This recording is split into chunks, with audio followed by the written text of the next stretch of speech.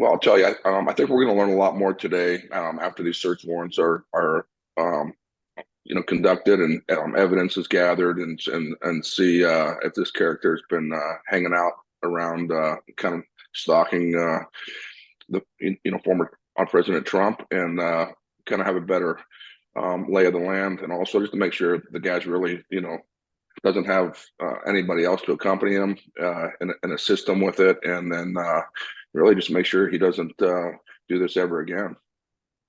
David, how do you look at this? And there's some reporting now to indicate that this guy perhaps was laying in wait for something like 12 hours.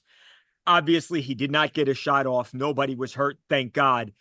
Is this a success? Is this a breakdown in security? How do you look at this? Well, yeah, yeah. So at the end of the day, you really and you kind of walk things all the way back. So first of all, at least I don't think anybody got hurt, and so we can start with that, and be thankful for that, and then you kind of redo everything and walk through everything, walk and talk it, and really see if there was something that we could have done better, and there's something that the service could have locked down a little bit, a little bit more. Could they have used some more people in a counter surveillance role, and that have you, not knowing their game plan, having just an idea of what it might have been, but I would want to go see that all the way through, and then just walk and talk it and fix it up. We're about 50, a little bit short of 50 days at this point away from the election. Donald Trump is going to want to get out there. He's going to want to talk to voters. What does the Secret Service need to do to protect him? I mean, how do you keep this guy safe, especially when you're talking about rallies that are outdoors, David? Yeah, well, it's it's a dangerous world out there, and there's a lot of people that want to do others harm. Unfortunately, it's kind of the world we live in. But I think what we need to do is get the former Trump as many assets as we can, and really, and I'm not, again, I've been out of the service for a little while, but I know that when elections go on, it wears on you, and you got to just keep your mind in the game, and get as many true assets out to their detail as they can. Like I mentioned, some other roles and counter assault and counter surveillance, and all these guys and girls that are out there all over the place, and don't just save it for big rallies and everything, and also use it on the day-to-day stuff too.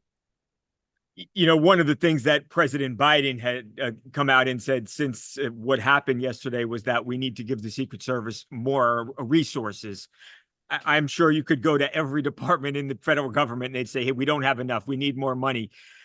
I mean, is this a real issue with assets and resources, David? Do they need more agents? Do they need more money? And is that something that you even dealt with when you were a part of the Secret Service?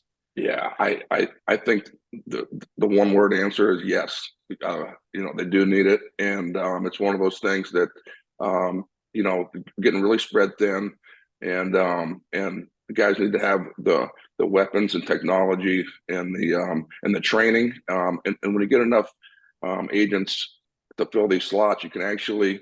I was just talking to somebody yesterday. We used to have enough on our counter assault team that we could train for 2 weeks and then go 6 weeks and then get 2 more weeks of training every time. Just keep a cycle going that. Wow. So you stay fresh and your morale's up, and but you got to have the bodies to do that. I heard the sheriff answering a question, and one of the reporters asked, why wasn't the entire golf course locked down? And he said, look, he's not the current president right now. He's a former president.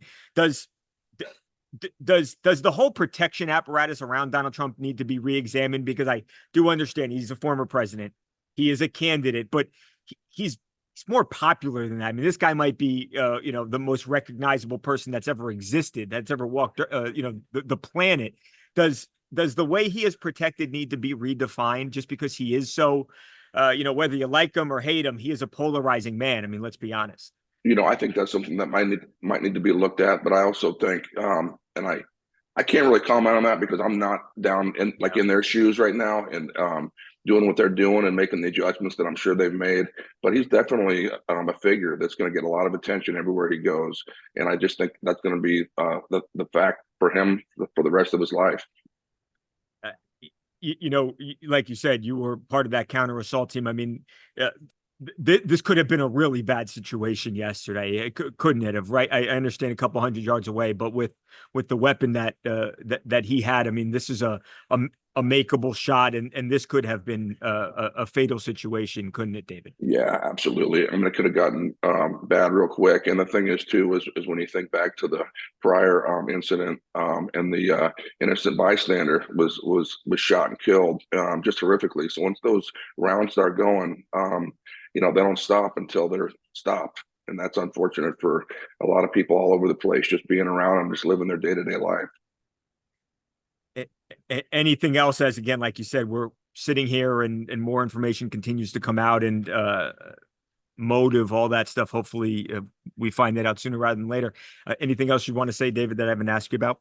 No, sir. I really look forward to kind of hearing, just like we all are, just kind of looking forward to hearing what they find in these search warrants. And again, just make sure this never happens again.